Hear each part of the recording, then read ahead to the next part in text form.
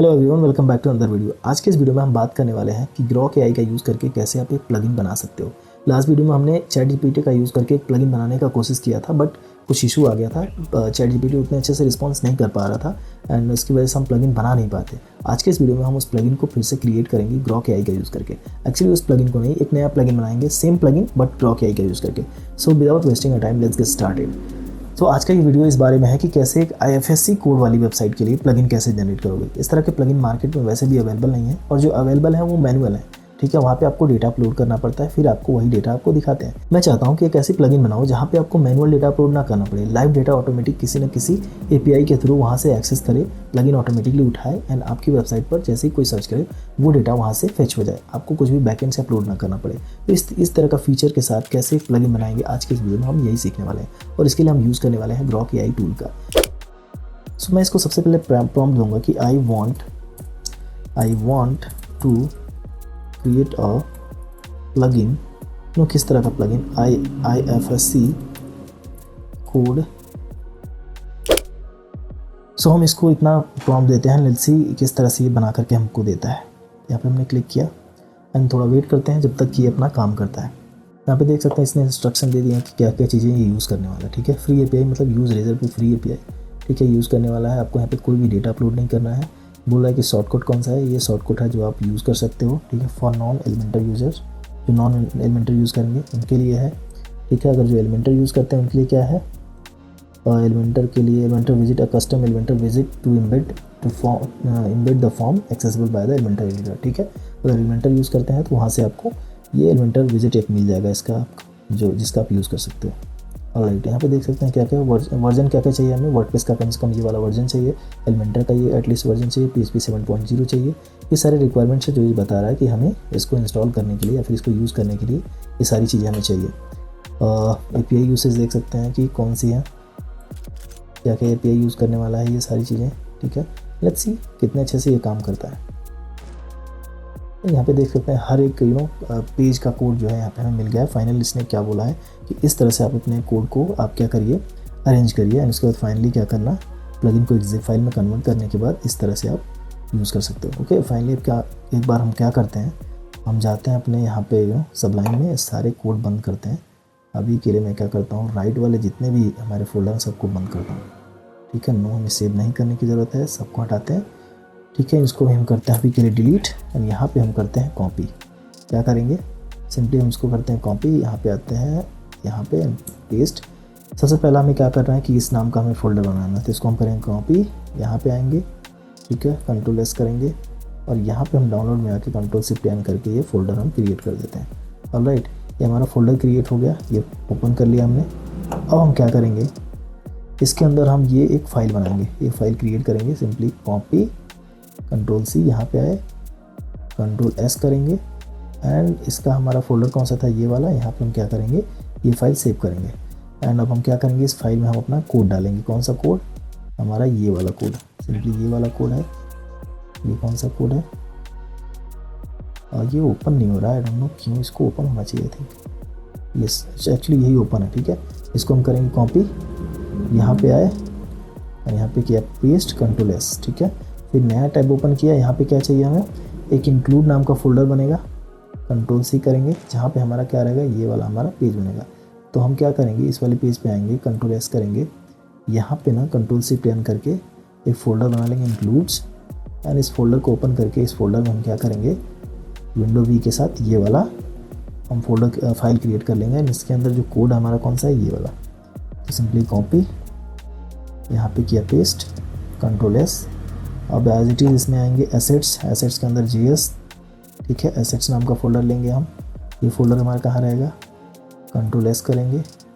ठीक है, ये हमारा बाहर ही रहेगा, Ctrl+Shift+N, Ctrl+V एंड इसके अंदर हम Ctrl+Shift+N करके JS नाम का फोल्डर बनाएंगे। ठीक है, JS में क्या हमें सेव करना है, JS के अंदर हमें सेव करना है दिस वन। ठीक है, यहाँ पे आए। ठीक है, क्या है, एक नया फोल्डर Ctrl+S किया, JS के अंदर हम जाएंगे, इंक्लूड नहीं बल्कि यहाँ आएंगे एसेट्स, JS के अंदर हम क्या करेंगे, हम इसको डालेंगे एंड यहाँ पे इस फाइल को जनरेट करेंगे। ये फाइल हमारी कहाँ पे है, GS वाली, this is the GS file, copy and simply यहाँ पे आएंगे, पेस्ट, कंट्रोल एस करेंगे एंड अब क्या बोल रहे हैं ना, यहाँ पे अगर हम देखें ना तो हमारा एक और फाइल क्रिएट करना है, सेम फाइल क्रिएट करना है बट CSS फोल्डर के अंदर। हमारा फोल्डर कहाँ रहेगा, कंट्रोल एस करते हैं, यहाँ आते हैं एसेट्स, एसेट्स के अंदर कंट्रोल C10 CSS एंड इसके अंदर हम क्या करेंगे, कौन सी फाइल बनाएंगे, यहाँ पे हमारा CSS का फाइल, ये हमारी फाइल हो चुकी है रेडी। इस यहाँ पे आते हैं, कॉपी करते हैं CSS की फाइल को, यहाँ पे आए कॉपी एंड यहाँ पे आकर के control V and control S, ठीक है। ये हमारी फाइल हो गई सारी रेडी। आई थिंक सारा हमारा जो फाइल है ना अच्छे से हमने पेस्ट कर दिया अपने उसकी लोकेशन पे जहाँ पे होना चाहिए। तो यहाँ पे आते हैं एक्सप्लोरर में, लेट्स सी हमने क्या बनाया है अभी तक। डाउनलोड में जाते हैं एंड यहाँ पे हमने क्या बनाया, FSC कोड फीचर, इसको हम क्या करते हैं अभी के लिए जिप करते हैं, जिप फाइल में कन्वर्ट करेंगे एंड ये हमारा हो गया। देखते हैं ये वाला प्लगइन हमारा कितने अच्छे से काम करता है। तो हम आ जाएंगे इस पर, ठीक है। इंस्ट्रक्शन देख लेते हैं क्या बोल रहा है कि इंस्टॉलेशन यूसेज क्या है। इस तरह से करने के बाद सारे हमारे डेटा रेडी करने के बाद एक्टिवेट करेंगे प्लगइन को एडमिन में जा करके, ठीक है। अपलोड किया हमने इस फोल्डर में, अपलोड द जिप्ट इसका नाम ये रहेगा फोल्डर, देन एक्टिवेट इट, ठीक है। उसके बाद यूज़ इन एलिमेंटर किस तरह से करेंगे, शॉर्टकट अगर यूज़ करना हो तो इस तरह से करेंगे। तो अभी के लिए हम इसको करते हैं कॉपी, हम एलिमेंटर नहीं, अभी हमें शॉर्टकट यूज़ करना है। तो हम इस तरह से हम आएंगे अपने वेबसाइट पे, पुराने वाले प्लगइन को करेंगे डीएक्टिवेट एंड लेट्स सी नया वाला प्लगइन काम करता है कि नहीं। यहाँ पे आए, यहाँ पर आए, upload plugin, choose file and ये रहा हमारा नया वाला प्लगइन, कॉपी एंड इंस्टॉल। यहाँ पे हमने इसको किया एक्टिवेट एंड लेट्स सी, बोल रहा है कि आपके पास एलिमेंटर होना चाहिए, ठीक है, कोई बात नहीं, देखते हैं बिना एलिमेंटर के भी काम करता है कि नहीं। सो ये हमारा हो गया होम पेज। होम पेज में आते हैं तो हमारे पास क्या था, ये हमारा था शॉर्ट कोड, इसको हमने किया अप्लाई, लेट्स सी प्रीव्यू करते हैं, देखते हैं कि बिना एलिमेंटर के ये प्लगइन काम कर रहा है कि नहीं। तो इस तरह का हमारा कुछ सेक्शन आ रहा है, let's see if it is working और नॉट। यहाँ पे आप देख सकते हैं कोई सेक्शन हमें मिला है क्या, कुछ भी हमारा सेक्शन नहीं मिला। Let's see live data fetch करता भी है या फिर नहीं। तो मैं यहाँ पे क्या करता हूँ ना, एक प्लगइन उठाता, एक SBI का कोई पिन उठाता हूँ, लाइक लेट्स सपोज SBI का कोई मैं कोड उठाता हूँ, SBI ये मैं उठा लेता हूँ फिर से, control C and let's see ये कहाँ का डिटेल है, ये सेम डिटेल हमें देखना चाहिए। कहाँ पे आएंगे, यहाँ पे आएंगे, कंट्रोल V करेंगे and fetching the data. Oh my God, it is working awesome, can you see this. हमने एक बार में काम किया एंड ग्रॉक AI ने कितना परफेक्ट कोड दिया, राइट। यही काम हम ChatGPT से करा रहे थे, 3-4 बार हमने काम कराया फिर भी काम नहीं किया। इस तरह से हम कह सकते हैं कि यार हमारा ग्रॉक AI जो है ना बहुत अच्छे से काम करता है। यहाँ पे देख सकते हैं कि कितनी आसानी से हमारा ये डेटा मिल जा रहा है। यहाँ पे FSC कोड डाल करके आप बहुत ही आसानी से किसी भी बैंक का डेटा आप एक्सेस कर सकते हो। मैं कोई और बैंक का डेटा डालता हूँ, SBI का नहीं, मैं ले लेता हूँ CBI, ठीक है, सेंट्रल बैंक ऑफ इंडिया का कोई कोड उठाते हैं, लेट्स सी इस बैंक का डिटेल उठाता है कि नहीं। यहाँ पे आते हैं, सिंपली फिर से हम यहाँ पे डालते हैं डेटा को एंड सर्च करने की कोशिश करते हैं। एक्चुअली ये तो पुराना वाला है, ये वाला हमारा नया पेज है, इसमें डालते हैं, बैंक डिटेल फेच करने की कोशिश करते हैं। देख सकते हैं ये हमारा डिटेल आ गया, बैंक का ब्रांच आ गया, एड्रेस आ गया, सिटी आ गई एंड इसका MICR डिटेल भी आ गया। जो भी डिटेल आपको यहाँ पे दिख रहा है सारे डिटेल वहाँ पे बहुत ही ईजिली आपके विजुअल होने लगे। कैन यू सी कितना ईजी है इसको बनाना।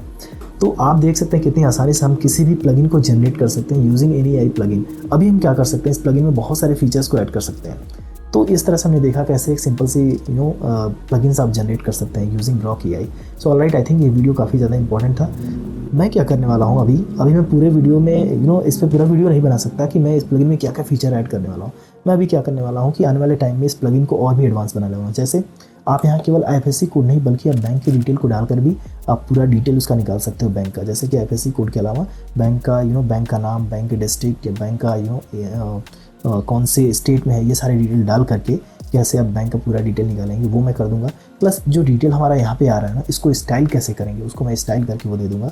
एंड और भी फीचर्स जितने भी हो सकेंगे मैं और भी एग्जांपल्स मोटिवेशन दूसरी जगह से ले करके सारे फीचर्स मैं इसमें ऐड ऑन करने की पूरी कोशिश करूँगा।